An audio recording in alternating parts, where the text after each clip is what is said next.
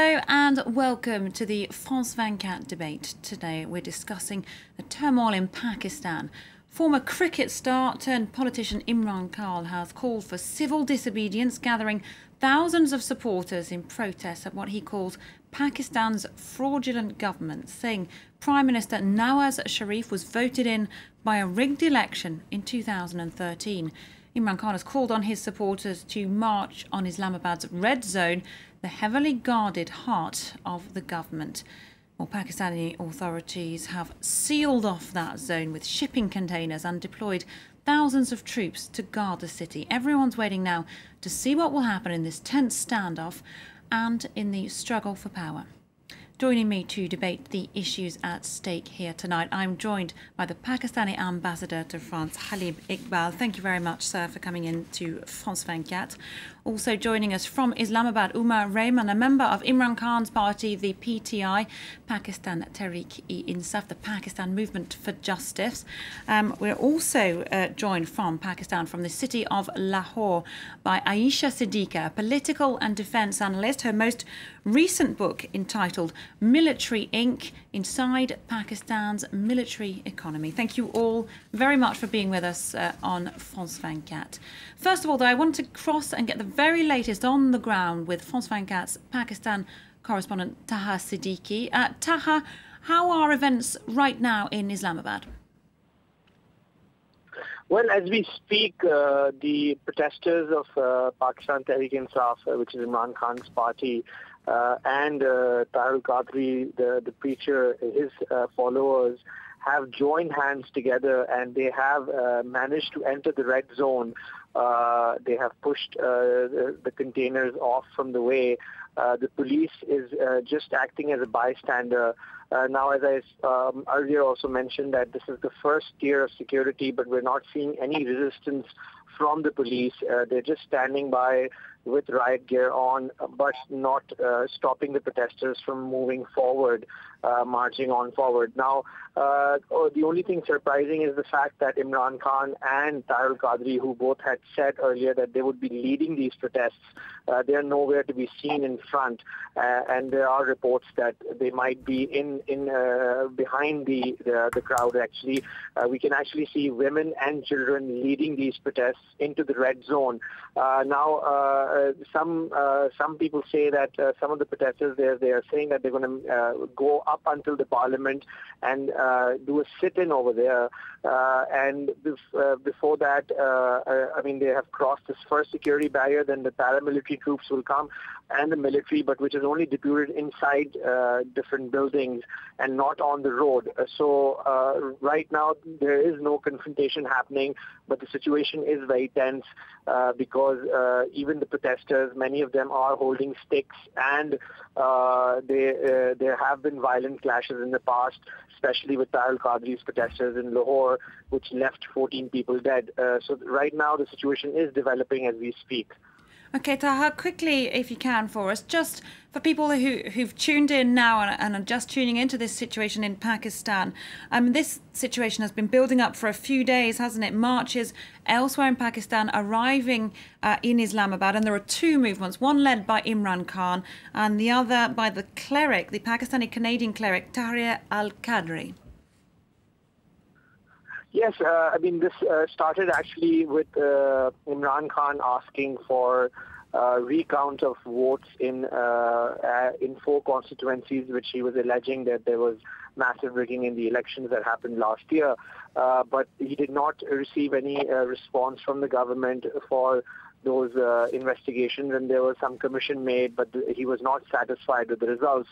So he went on to say that this election was rigged and we need electoral reforms to improve the situation. And initially everybody supported him in that, but over the last 5 days, as we've seen this protest progressing, now he's asking for the Prime Minister to resign, along with Tahir Qadri asking the same, which a lot of political observers here feel that, and even the opposition in the parliament is not with him, so political parties are not standing with him.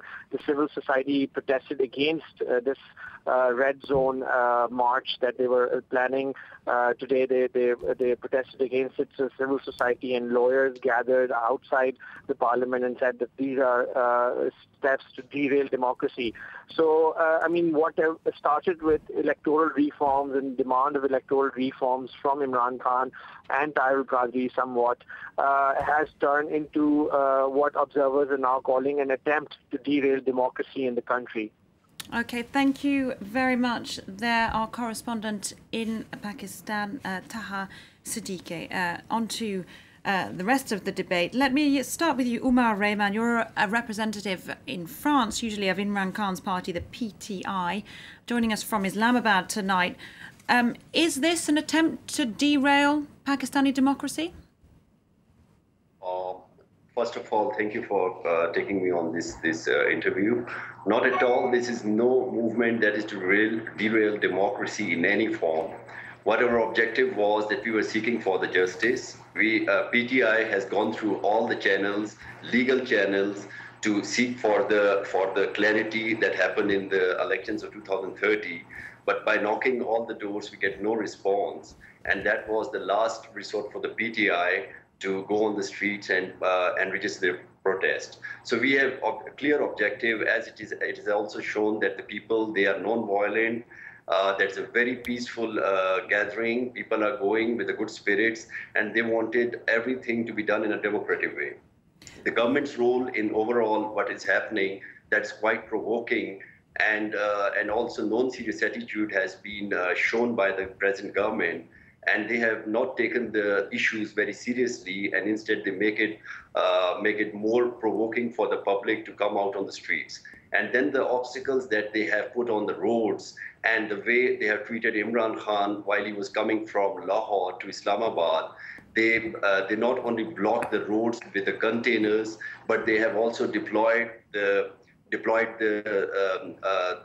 police that is non-effective, and even the members of the PMLN, they have taken the opportunity and they have used the police to throw stones and fire on the peaceful gathering that was proceeding from Gujranwala to Islamabad, and there was no reaction from the government. Let me bring in here at this stage the Pakistani ambassador to France, who's with us, Khalib Iqbal. I mean, what do you make of these claims that we saw by the representative of the PTI that the Pakistani government is provoking and, hindering these what were peaceful protests? I think any politician in Pakistan or any political party in Pakistan has the right to protest. Okay, that's guaranteed under the constitution.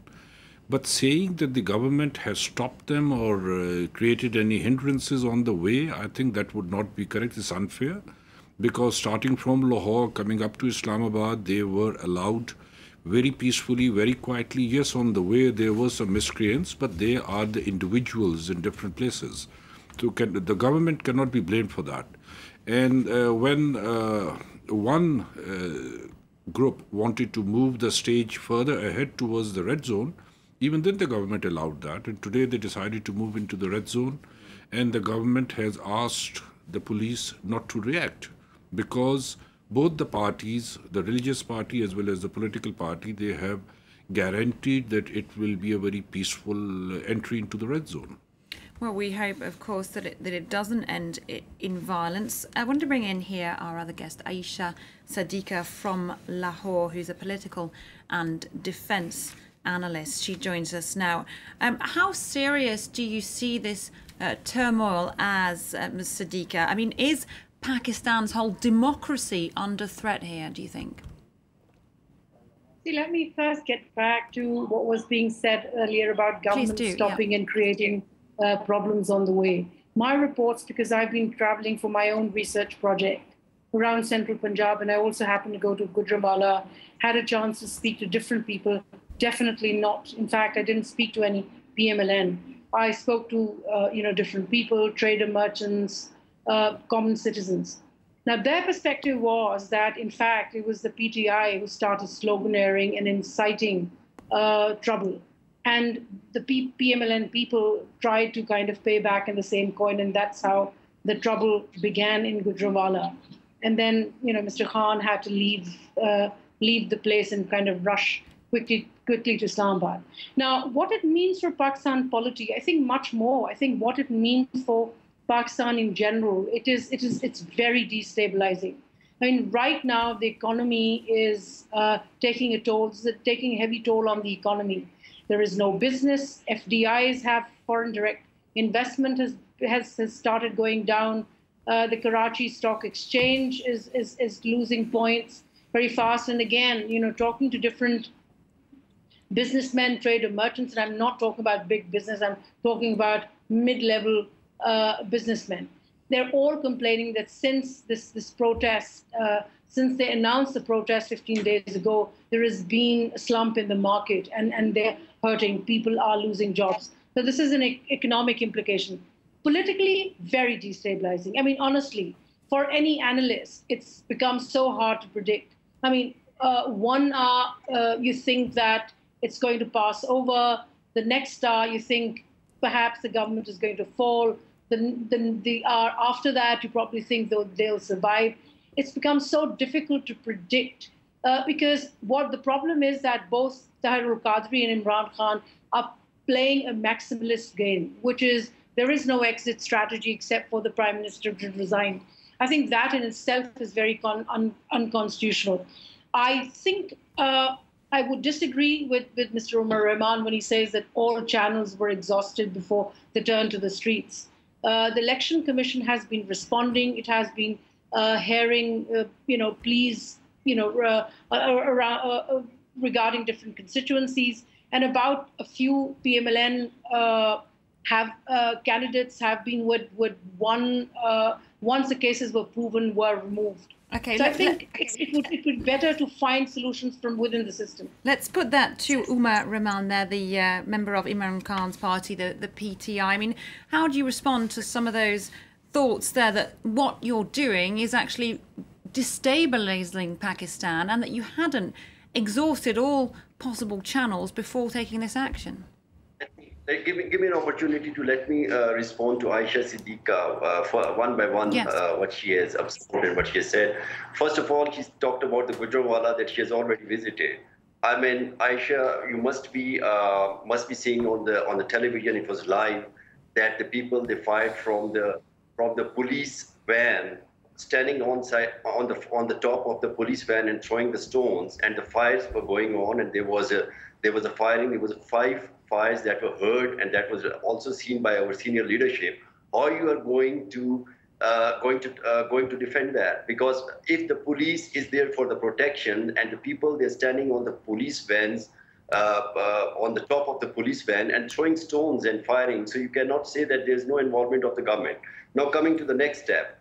Next point that you have raised about getting all the legal channels and what the PTI has done.